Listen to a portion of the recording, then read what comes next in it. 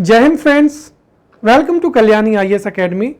In this lecture we will study balanced diet. Now start the lecture and understand what is balanced diet. See, the human body consists of different cells, tissues, organs and organ systems. These components of body require energy as well as biomolecules for proper functioning. We as a human consume these important molecules or nutrients in the form of food or diet.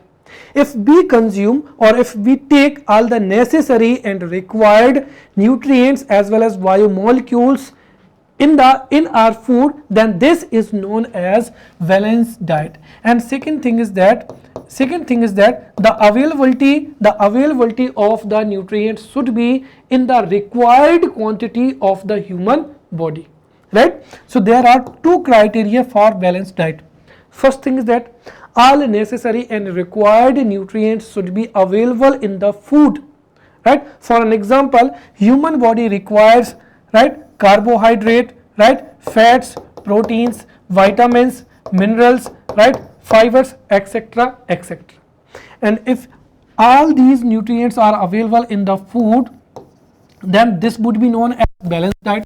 And second thing is that the availability of these nutrients in the food should be in accordance to the requirement of body. For an example, right, if human body requires 40 gram of protein per day, right, this is the requirement of body, right, but if you are consuming only 10 grams of protein per day, right, you are including protein in your food but the quantity is very less, then this would be, right, ये भी क्या होगी, balance diet नहीं होगी, right. तो दो criteria, पहली चीज तो ये कि आपके फूड में सभी नेसेसरी न्यूट्रिएंट्स अवेलेबल होने चाहिए एंड सेकेंड उतनी क्वांटिटी में होने चाहिए जितनी क्वांटिटी की बॉडी को क्या होती है, रिक्वायरमेंट होती है.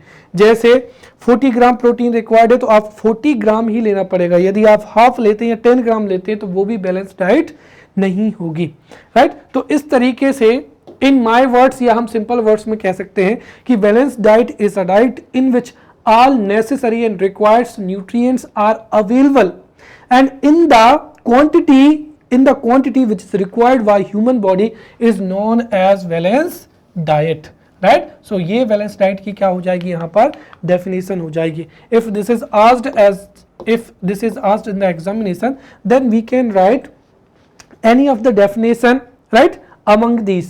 तो पहली डेफिनेशन हम इस तरीके से जो है लिख सकते हैं, balance diet is a diet in which all necessary nutrients like protein, carbohydrate, fats, vitamins, minerals, salts, fibres, water are present in sufficient quantity.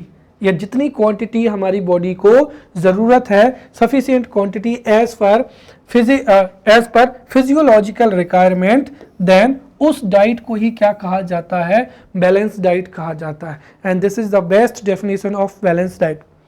If you will think that कि if this is asked as a 3 marker question, then how would you deal with this, right. So you can include जो necessary nutrients है और बाकी जो ये हैं इनके नाम लिखने की आपको ज़रूरत नहीं है.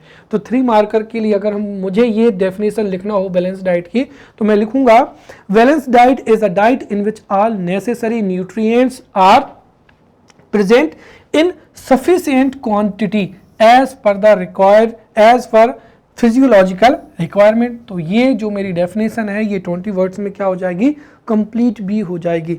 बट यदि हम 5 मार्कर या 11 मार्कर क्वेश्चन लिख रहे हैं तो वहाँ पर हम इस तरीके से बहुत ही अच्छे से लिख सकते हैं, राइट. तो बैलेंस डाइट क्या होती है, balance diet is a diet in which all necessary nutrients like proteins, carbohydrates, fats, vitamins, minerals, salts, fibers and water are present in sufficient quantity as per the physiological requirement. या in other words में हम कह सकते हैं कि a diet which comprises adequate amount of necessary nutrients required for a healthy growth and development of our body. A balanced diet includes both sufficient and nutrients food to ensure the good health. तो दूसरे शब्दों में हम जो है balance diet की ये definition दे सकते हैं, a diet which comprises adequate amount of necessary nutrients required for a healthy growth and development of our body. और इन अदर वर्ड्स, या हम कह सकते हैं, या normal balance diet contains sufficient amount of fibre and the other nutrients provide the appropriate amount of energy and adequate amount of water, right? तो ये दोनों डेफिनेशन से ये डेफिनेशन बहुत ही अच्छी है, राइट? अब यहाँ पर एक चीज और मैं बताना चाहूंगा कि बैलेंस डाइट का मतलब ये नहीं है कि you are not hungry, right? For an example, you are hungry, you take the food, right? और आप आपकी डाइट के अकॉर्डिंग पूरा का फूड कंज्यूम कर लेते हैं, या आपकी रिक्वायरमेंट से ज़्यादा फूड भी कंज्यूम कर लेते हैं, तो वो भी बैलेंस डाइट नहीं होगा। क्यों? क्योंकि हो सकता है कि आपकी डाइट में सभी न्यूट्रिएंट्स अवेलेबल ना हो, या फिर दूसरी चीज़ ये है कि आपकी डाइट में जितनी रिक्वायरमेंट है उतनी क्वांटिटी में न्यूट्रिएंट्स अवेलेबल ना हो, राइट? तो इसीलिए बैलेंस डाइट में हमको सभी नेसेसरी न्यूट्रिएंट्स को सफिशिएंट क्वांटिटी में ही कंज्यूम करना चाहिए, राइट? वहीं अगर हम एक्सेसिव अमाउंट में क्या करते हैं, कंज्यूम करते हैं, तो वो हमारी बॉडी के लिए क्या होता है, एक तरीके से हार्मफुल होता है। तो eating excessive amount of food is not absolutely necessary for a balance diet, but actually over eating is always the cause of serious diseases, right? इसके साथ ही जो बैलेंस डाइट है वो हर एक पर्सन की क्या होती है, अलग अलग होती है, right? On the basis of physical needs. So every person needs a balance diet on the basis of his physical needs, right? Age, gender, right? So a balance diet should be taken according to need and age of the body, right? तो कोई भी दो व्यक्ति हैं, उनकी balance diet अलग होगी, right? तो balance diet should be taken according to the need and age of the body, जिसको हम इस एग्जांपल से समझ सकते हैं। जैसे a person doing hard physical work, तो जो व्यक्ति हार्ड फिजिकल वर्क कर रहा है उसको एनर्जी के लिए कार्बोहाइड्रेट वाला फूड को कंज्यूम करना चाहिए, राइट? साथ ही साथ जो चिल्ड्रन है, राइट, उनकी बॉडी की ग्रोथ होती है तो उनको प्रोटीन की क्या होती है, जरूरत होती है, तो उनको प्रोटीन युक्त भोजन कंज्यूम करना चाहिए। वीमेन को भी आयरन और कैल्शियम की रिक्वायरमेंट होती है, तो women should consume a food containing iron and calcium in sufficient quantity.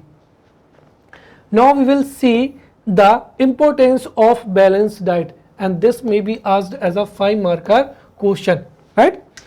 तो यहाँ पर बैलेंस डाइट का जो इंपॉर्टेंस है उसको समझेंगे। तो the importance of balance diet in 5 marker question और 11 मार्कर क्वेश्चन, 11 मार्कर क्वेश्चन पूछा जाएगा तो उसके साथ में एक दूसरा क्वेश्चन भी आएगा। तो 5 मार्कर के लिए हम जो है बैलेंस डाइट के इंपॉर्टेंस को समझते हैं। सबसे पहला क्या हो जाएगा कि a balance diet not only keeps the body health but also provides a long life. क्यों, इसको समझिए। If we take balance diet और उस बैलेंस डाइट में सभी नेसेसरी न्यूट्रिएंट्स होंगे तो उससे हमारी बॉडी के सभी बॉडी ऑर्गन्स प्रॉपरली फंक्शन करेंगे, और सभी बॉडी ऑर्गन्स यदि प्रॉपर फंक्शन करेंगे तो हमारी बॉडी की जो लाइफ है वो भी क्या होगी, इंक्रीज होगी, राइट? तो हम सीधा लिख सकते हैं कि a balance diet not only keeps the body healthy but also provides long life. तो लॉन्ग लाइफ के लिए बैलेंस डाइट क्या है, इंपॉर्टेंट है। दूसरा क्या हो जाएगा, right? Along with keeping the weight of the person balanced, it is very helpful in maintaining good health. तो जो बैलेंस डाइट है उससे अकॉर्डिंग टू एज वेट क्या होता है, इंक्रीज होता है, साथ ही साथ गुड हेल्थ भी क्या होता है, मेंटेन होता है। फिर बैलेंस डाइट से जो इम्यून सिस्टम है वो भी क्या होता है, इंप्रूव होता है, डेवलप होता है। साथ ही साथ जो लोग, right, those who take all the necessary nutrients in the food, वो हेल्थी रहते हैं, साथ ही साथ क्या रहते हैं, फिट रहते हैं। साथ ही साथ बैलेंस डाइट से इम्यूनिटी क्या होती है, इंप्रूव होती है, इम्यून सिस्टम डेवलप होता है, तो उससे कई डिसीजेज भी और इन्फेक्शंस भी नहीं होते हैं। तो balance diet is helpful in preventing many diseases in infections. साथ ही साथ अगर हमारी बॉडी की फिजिकल ग्रोथ अच्छी होगी तो उससे मेंटल एबिलिटीज भी डेवलप होगी और मेमोरी पावर भी क्या होगी, इंक्रीज होगी। क्लियर। और साथ ही साथ जो बैलेंस डाइट है वो हमारी बॉडी के वेट को इंक्रीज करती है अकॉर्डिंग टू एज एंड क्या हो जाएगा, हाइट हो जाएगा। Then the nutrients, the healthy food, और we can say that balance diet removes disorders like undernutrition और क्या हो जाएगा, ओबेसिटी हो जाएगा। फिर साथ ही साथ जो बैलेंस डाइट है, बैलेंस डाइट डायबिटीज है, कैंसर है, या जो जितनी भी लाइफ स्टाइल डिसीज है, राइट, जो लाइफ वर्तमान समय में अगर हम देखें तो the food habit are being changed in our society. Therefore जो लाइफ स्टाइल डिसीजेज है जैसे कैंसर है, डायबिटीज है, ये जो है बढ़ती चली जा रही हैं। But if every person consumes balance diet then definitely इससे जो सीरियस डिसीजेज हैं या जिनको लाइफ स्टाइल डिसीजेज कहा जाता है जैसे डायबिटीज, कैंसर या हार्ट डिसीज, ये नहीं होंगी। साथ ही साथ जो बैलेंस डाइट है वो फाइबर के साथ साथ एंटीऑक्सीडेंट्स, राइट, जब हम बैलेंस डाइट को कंज्यूम करते हैं तो उसमें फाइबर को कंज्यूम भी करते हैं, एंटीऑक्सीडेंट्स को भी कंज्यूम करते हैं, साथ ही साथ विटामिन्स भी को क्या करते हैं, कंज्यूम करते हैं। और ये जो विटामिन्स होते हैं ये हमारी बॉडी में डेफिशिएंसी डिसीजेस को नहीं होने देते हैं। जैसे for an example, if you take, right, if you eat vitamin C तो आपको स्कर्वी डिसीज नहीं होगी, right, but if you do not consume तो आपको स्कर्वी डिसीज होगी। तो बैलेंस डाइट में बॉडी को फाइबर और एंटीऑक्सीडेंट्स और विटामिन्स मिल जाते हैं जिससे डेफिशिएंसी डिसीजेस भी नहीं होती हैं। साथ ही साथ जो एंटीऑक्सीडेंट्स होते हैं, जब हमारी बॉडी में फूड का डाइजेशन होता है तो कई जो हार्मफुल गैसियस सब्सटेंसेस होते हैं, राइट, या रेडिकल्स जो है वो फ्री होते हैं जो कि हमारी बॉडी के सेल्स को डैमेज करते हैं, राइट, वो हमारी बॉडी के लिए हार्मफुल होता है। जो एंटीऑक्सीडेंट्स हैं वो भी हमारी बॉडी को हेल्दी एंड क्या रखते हैं, फिट रखते हैं। तो in this way we have understood the importance of balance diet. Now we will see factors affecting a balance diet, right, this may be asked as a 5 marker question, right, what are the different factors affecting a balance diet. या फिर 11 marker में पूछा जा सकता है कि what is balance diet, right, what is balance diet, what are the characteristics और features of balance diet, also what are the factors that affects a balance diet. तो इस तरीके से 11 मार्कर में 2-3 सेगमेंट्स में क्वेश्चन पूछा जाएगा। Now we will study factors affecting a balance diet, जिसमें सबसे पहला क्या हो जाएगा यहाँ पर, एज, राइट। मैंने आपको बताया था कि everybody should take balanced diet according to his age and need, क्योंकि एज एंड नीड के आधार पर ही उसकी जो रिक्वायरमेंट है वो क्या होगी, अलग अलग होगी। तो जो पहला फैक्टर हो जाएगा वो क्या हो जाएगा, एज हो जाएगा। A balanced diet should be decided according to age, right, क्योंकि जो एज होती है उस एज के अकॉर्डिंग ही बैलेंस डाइट क्या होती है, डिसाइड होती है। तो a balanced diet is affected by age. For an example, जो चाइल्ड है उसकी बॉडी ग्रो करती है, इसीलिए उसकी बॉडी में प्रोटीन की क्वांटिटी क्या होनी चाहिए, ज़्यादा होना चाहिए। साथ ही साथ जो यंग एज होती है या मैच्योर एज होती है उसमें हार्ड वर्क जब हम करते हैं तो उसकी वजह से कार्बोहाइड्रेट्स की क्वांटिटी क्या होना चाहिए, ज़्यादा होना चाहिए। In this way age affects the balance diet. Second क्या हो जाएगा, जेंडर हो जाएगा। तो देखिए balance diet is also affected according to gender. For an example, जो बैलेंस डाइट है वो वीमेन और मेन के लिए क्या होती है, अलग अलग होती है। जैसे अगर हम देखें तो those people, right, those people who are engaged in hard working activity, उनको मोर कार्बोहाइड्रेट की जो क्वांटिटी है या उनके फूड में कार्बोहाइड्रेट की क्वांटिटी क्या होनी चाहिए, ज़्यादा होना चाहिए। वैसे ही जो वीमेन है, राइट, और वीमेन में भी अगर हम देखें तो वीमेन में मेंस्ट्रुअल साइकिल की वजह से ब्लड लॉस ज़्यादा होता है, इसीलिए वीमेन की डाइट में हमेशा आयरन एंड जो कैल्शियम है उसकी क्वांटिटी क्या होना चाहिए, ज़्यादा होना चाहिए। तो वीमेन के फूड में जो है प्रोटीन, राइट, कैल्शियम, आयरन की क्वांटिटी ज़्यादा होना चाहिए। साथ ही साथ इफ़ वीमेन इज प्रेग्नेंटेड, तो प्रेग्नेंटेड वुमेन की जो बैलेंस डाइट है उसमें प्रोटीन होना चाहिए, देन कैल्शियम होना चाहिए, एज वेल एज आयरन की क्वांटिटी भी ज़्यादा होनी चाहिए। थर्ड क्या हो जाएगा, हेल्थ हो जाएगा। See if person is healthy, यदि पर्सन हेल्दी है तो उसकी बैलेंस डाइट नॉर्मल होगी, but if he is not healthy तो उसके अकॉर्डिंग उसकी बैलेंस डाइट क्या होगी, डिसाइड होगी। जैसे for an example someone is diabetic, तो उसकी फिर बैलेंस डाइट में जो शुगर है वो कम से कम रखी जाएगी। साथ ही साथ जो उसकी इलनेस का लेवल है उसके अकॉर्डिंग उसकी फूड में विटामिन्स को, राइट, मिनरल्स को या न्यूट्रिएंट्स को क्या किया जाता है, इंक्लूड किया जाता है। फोर्थ क्या हो जाएगा, एक्टिविटी हो जाएगा, राइट। कोई भी, जैसे अगर हम मान लेते हैं कि यदि हमने मान लिया कि कुछ ग्रुप ऑफ पीपल है, राइट, जिनकी एज क्या है, समान है, राइट, तो यदि एज समान है, उनका जेंडर भी समान है, साथ ही साथ उनकी हेल्थ भी अच्छी है, तो फिर जो फिजिकल एक्टिविटी है वह भी बैलेंस डाइट को क्या करती है, डिसाइड करती है। जैसे मैंने कहा कि देयर आर 2 वीमेन, राइट, जिनकी एज समान है, जेंडर समान है और उनकी हेल्थ भी समान है, तो उनमें से जो वीमेन मोर फिजिकल वर्क करेगी उनकी बैलेंस डाइट क्या होगी, अलग होगी। नेक्स्ट क्या हो जाएगा, क्लाइमेट एंड वेदर हो जाएगा। Balance diet also depend on climate and weather, क्योंकि अगर हम देखें तो जो कोल्ड कंट्रीज हैं या those countries in which there is a cold climate, वहां पर उन लोगों को अपनी बॉडी को कोल्डनेस से प्रोटेक्ट करने के लिए मोर एनर्जी की क्या होती है, रिक्वायरमेंट होती है, राइट। तो cold countries use energy to increase body temperature, तो जो कोल्ड कंट्रीज हैं उनको मोर एनर्जी का जो फूड है वो कंज्यूम करना होता है। नेक्स्ट क्या हो जाएगा, स्पेशल फिजिकल क्या हो जाएगा, कंडीशन हो जाएगा, राइट।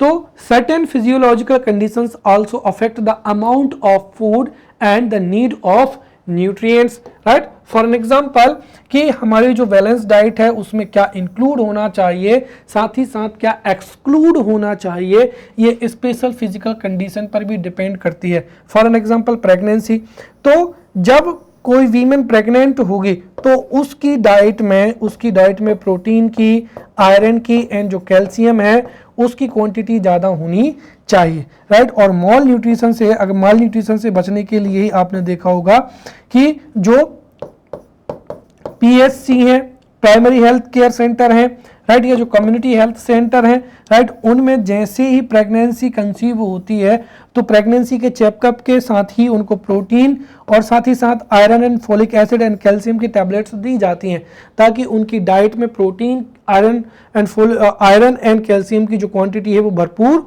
हो, राइट। देन क्या हो जाएगा, लैक्टेशन स्टेज हो जाएगा, राइट, या क्या हो जाएगा, पोस्ट ऑपरेटिव स्टेजेस हो जाएंगे। तो इस तरीके से these factors affect the balanced diet, right.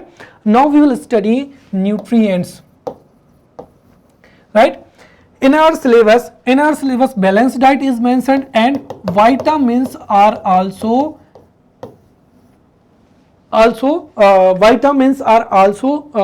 in our syllabus। साथ ही साथ डेफिशिएंसी डिसीजेज हैं, तो चाहे आप बैलेंस डाइट को समझें, विटामिन्स को समझें, या फिर अगर हम देखें तो जो डेफिशिएंसी डिसीज हैं उन सबको समझने के लिए हमको सबसे पहले न्यूट्रिएंट्स को पढ़ना बहुत ही जरूरी है। If you have knowledge regarding nutrients, only then you would be able to understand what are vitamins and what are the deficiency diseases. Clear? So now we will study what are nutrients, जिसको हमने पहले भी अच्छे से समझ लिया है। nutrients क्या होते हैं, देखिए, nutrients are those substances which are necessary for carrying out various type of biological activities in living organisms। Clear? तो उनको ही क्या कहा जाता है, विटामिन्स कहा जाता है। तो 3 मार्कर के लिए आप ये जो डेफिनेशन है ये लिख सकते हैं, right. Those substances which are necessary for carrying out various type of biological activities in living organisms are known as nutrients, right. और जो न्यूट्रिएंट्स हैं, राइट, ह्यूमन बॉडी और we consume nutrients in the form of food. Clear. और अभी मैंने आपको बताया है कि if all the necessary nutrients are available in sufficient quantity in our food, तो उसी फूड को क्या कहा जाता है, बैलेंस डाइट कहा जाता है।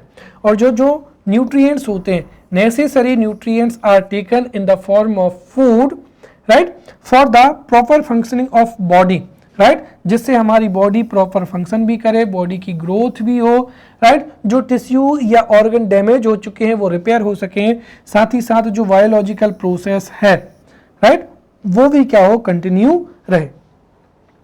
तो the nutrients taken through the food can be divided into 3 major categories, right. पहली कैटेगरी कौन सी हो जाएगी, ऐसे न्यूट्रिएंट्स जो कि एनर्जी को क्या करते हैं, प्रोवाइड करते हैं। तो न्यूट्रिएंट्स दैट प्रोवाइड एनर्जी, जैसे क्या हो जाएगा, कार्बोहाइड्रेट्स।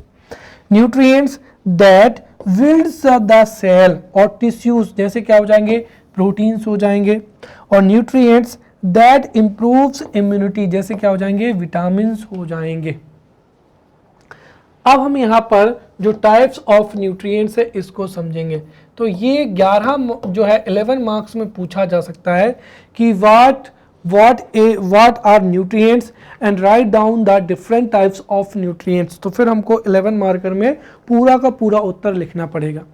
या फिर जो 3 मार्कर क्वेश्चन है उसमें स्पेसिफिक न्यूट्रिएंट्स के बारे में पूछा जा सकता है, जैसे what is carbohydrate, protein, right, या फिर किसी मिनरल का नाम दे देंगे, जैसे सोडियम है, आयोडीन है। या फिर 5 मार्कर में पूछा जा सकता है, right, what are carbohydrates.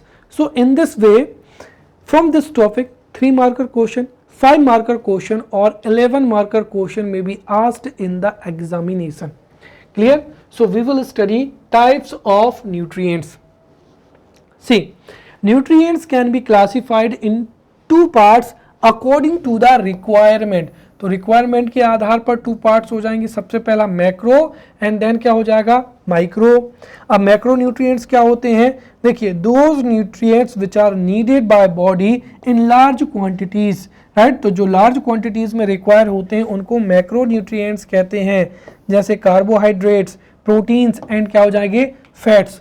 Second क्या हो जाएगा, micro nutrients.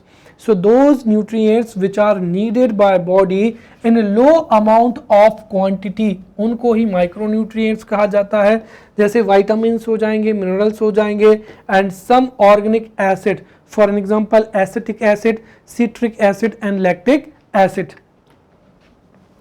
Next we will study calorie requirement for human body. यहां से भी क्वेश्चन पूछा जा सकता है।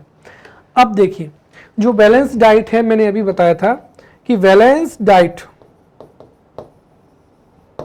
Right, balance diet is a diet in which all necessary nutrients are available in sufficient quantity according to physiological requirement.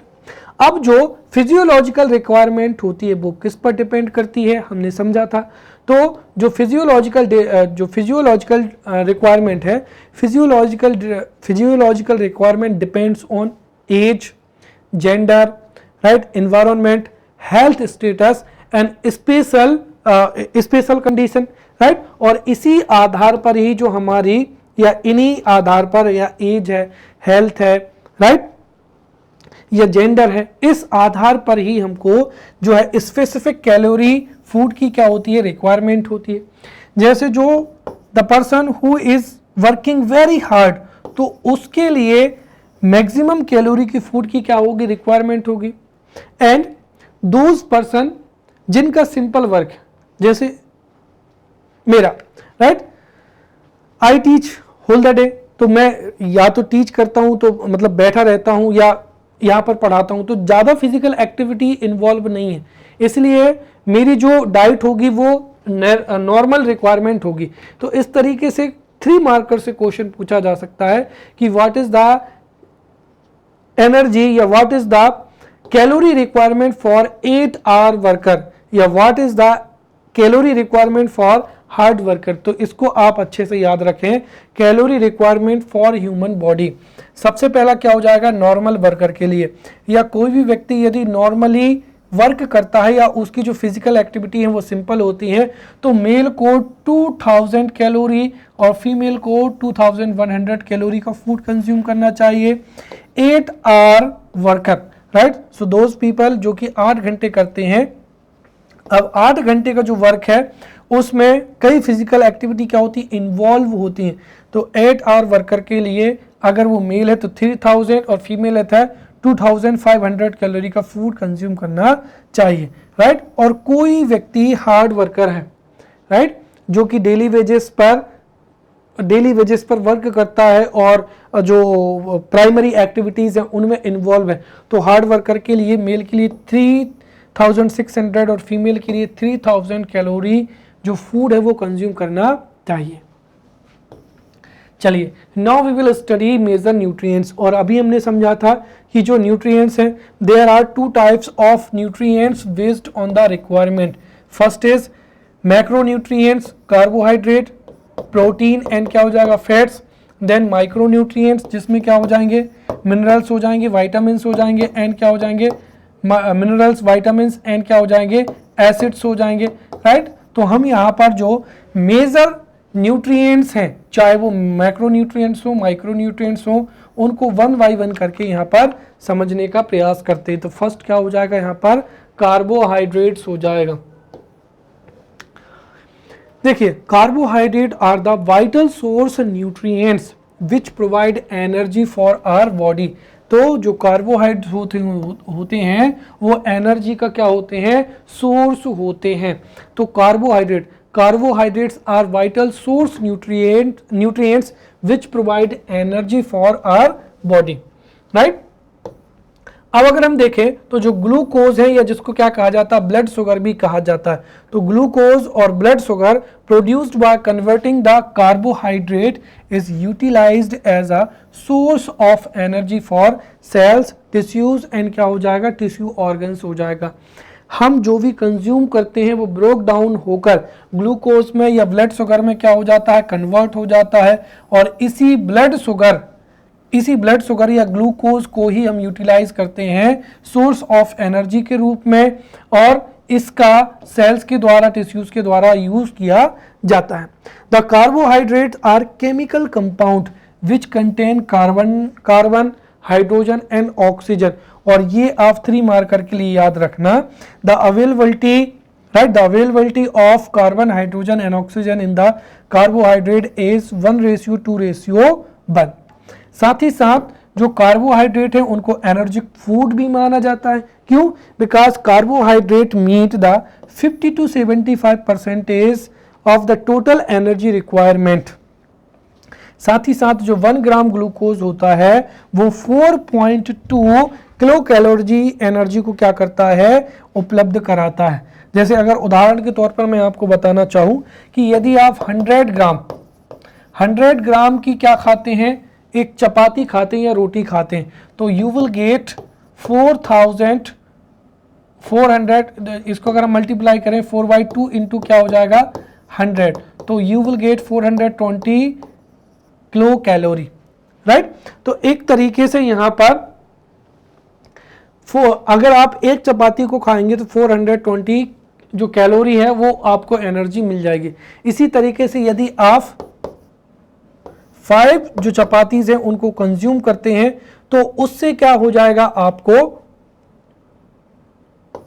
2000 जो calorie है वो क्या हो जाएंगी, प्राप्त हो जाएंगी। मेरे हिसाब से यहाँ पर 100 ग्राम की चपाती नहीं बल्कि 50 ग्राम की जो चपाती होती है या उससे भी कम की होती है, नहीं तो ये कैलोरी क्या हो जाएगी, बहुत ज़्यादा हो जाएंगी, राइट। तो कुल मिलाकर ये कि यदि आप 1 ग्राम ग्लूकोज को कंज्यूम करेंगे तो आपको जो है 4.2 कैलोरी एनर्जी प्राप्त होगी।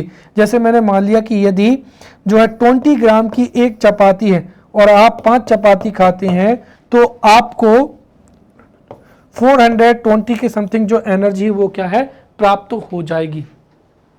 अब जो कार्बोहाइड्रेट है हम उनके टाइप्स को पढ़ेंगे। So there are mainly 3 types of carbohydrate. कितने टाइप होते हैं, 3 टाइप होते हैं। The first is monosaccharide, second is disaccharide, right. Then third क्या हो जाएगा यहाँ पर, पॉलीसेकेराइड। तो मोनोसेकेराइड, डाइसेकेराइड एंड पोलोसेकेराइड। तो जो कार्बोहाइड्रेट के 3 टाइप हैं उनमें से the simplest carbohydrate are monosaccharides. तो जो मोनोसेकेराइड्स हैं उनको सिंपलेस्ट क्या है, मोनोसेकेराइड्स को सिंपलेस्ट कार्बोहाइड्रेट माना जाता है।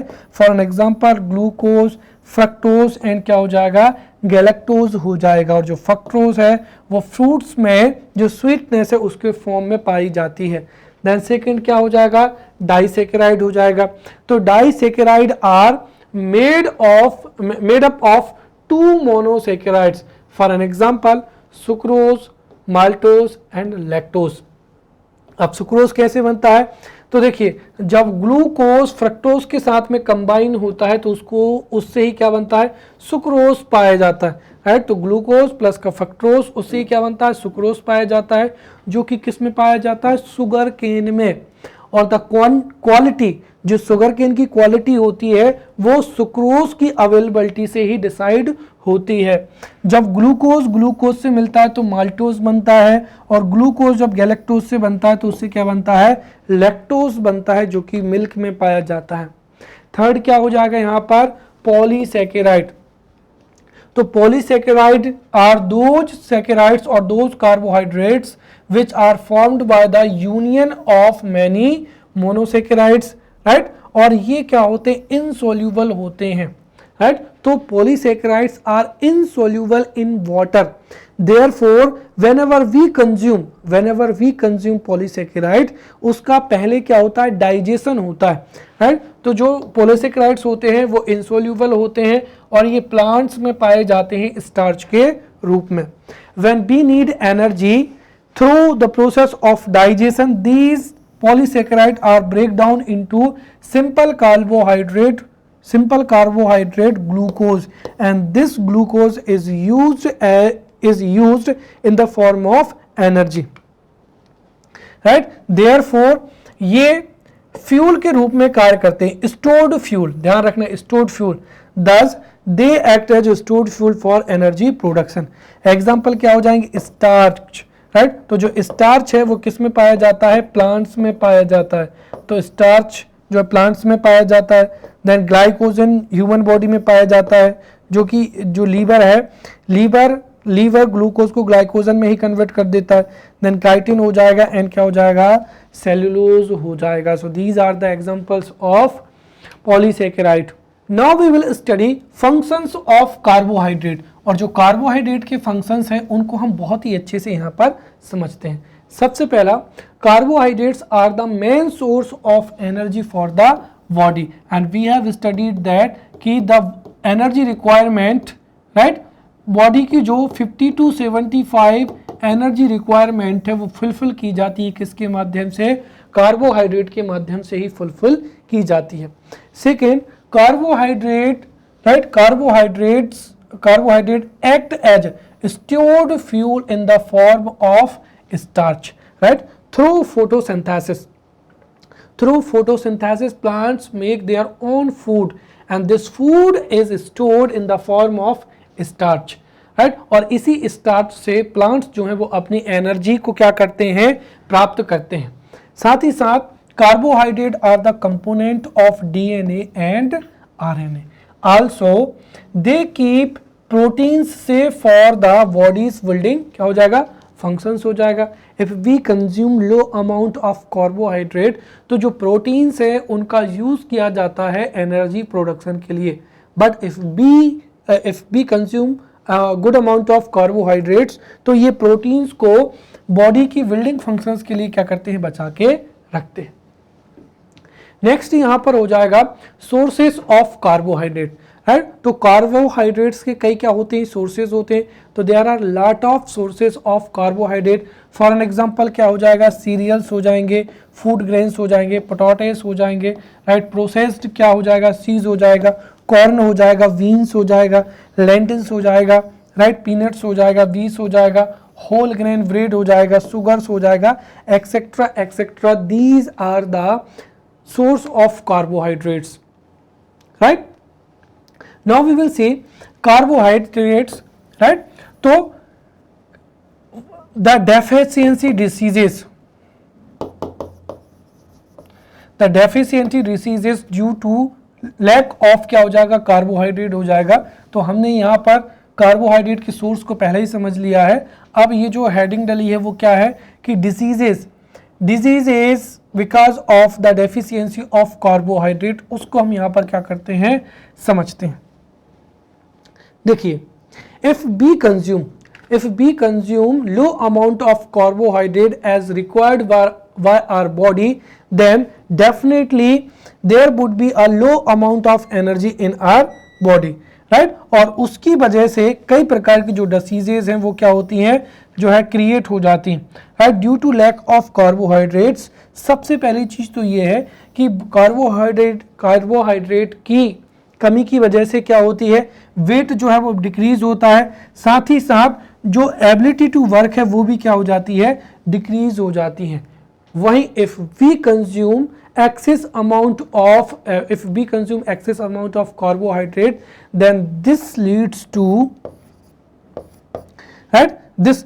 to क्या हो जाएगा, increase in weight, right? यदि हम एक्सेसिव अमाउंट ऑफ जो फूड है उसको कंज्यूम करेंगे तो वो किसको, वेट को इंक्रीज करता है और मोटापे का शिकार बनाता है। सेकेंड हो जाएंगे यहाँ पर प्रोटीन क्या होते हैं समझते हैं। देखिए, protein are the building blocks our body as they provide metabolism and strength to our body.